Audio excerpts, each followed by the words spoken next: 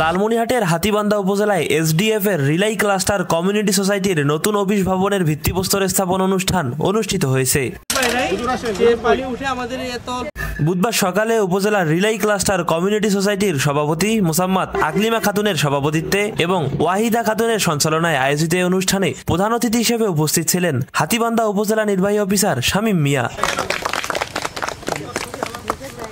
অনুষ্ঠানে বিশেষ অতিথি হিসেবে উপস্থিত ছিলেন এসডিএফ এর লালমনিরহাটের সহকারী ব্যবস্থাপক প্রদীপ কুমার ঘোষ এবং জেলা কর্মকর্তা মোহাম্মদ ওবায়দুল্লাহ।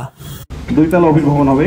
এটা হবে নতুন অফিস ভবন নির্মাণের মাধ্যমে স্থানীয় কমিউনিটির উন্নয়ন কার্যক্রম আরও গতিশীল হবে বলে আশা করছেন আয়োজকরা।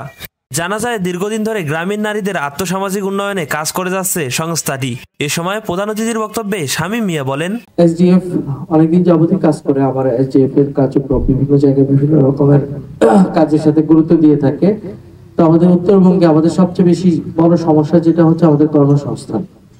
কর্মসংস্থানের জন্য আমাদের কর্মক্ষম জনগোষ্ঠীর মধ্যে পুরুষ নারী দুই পক্ষই কর্মক্ষম, কিন্তু দেখা যায় আমি মনে করি ব্যক্তিগতভাবে অন্যান্য জায়গার চেয়ে উত্তরবঙ্গে নারীরা বেশি কাজের দিকে মনোযোগ, মানে নারীরা বেশি কাজ করে।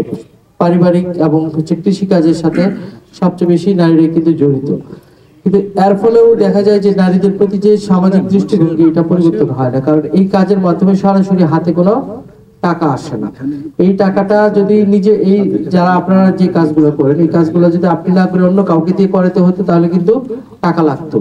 ওই টাকাটা যে আপনি সেভ করতেছেন, বাঁচাচ্ছেন বা পরিবারের জন্য এই টাকাটা অতিরিক্ত খরচ করতে হচ্ছে না, এটা আমরা পরিবাররা বুঝতে চাই না, পরিবার এটাকে ফিল করি না। আমি মনে করি এসডিএফ এর যে ঋণ কার্যক্রম চলে, বিভিন্ন সামাজিক কার্যক্রম চলে, এর মাধ্যমে যারা আপনারা উপকার ভোগী, আপনারা উপকার পেয়ে শুধুমাত্র নিজেদের জন্য না, আপনারা সমাজে আলো ছড়ান, অন্য মানুষদেরকে উদ্বুদ্ধ করেন আপনারা কিভাবে স্বাবলম্বী হয়েছেন। এটা যদি ছড়িয়ে পড়ে, আশা করি এরকম অফিস খুলে পাড়ায় পাড়ায় অফিস খোলার দরকার নাই, সারা দেশে সারা আমাদের পুরো এলাকাতেই একটা পরিবর্তন সূচিত হবে। বর্ণমালা নিউজ ডেস্ক।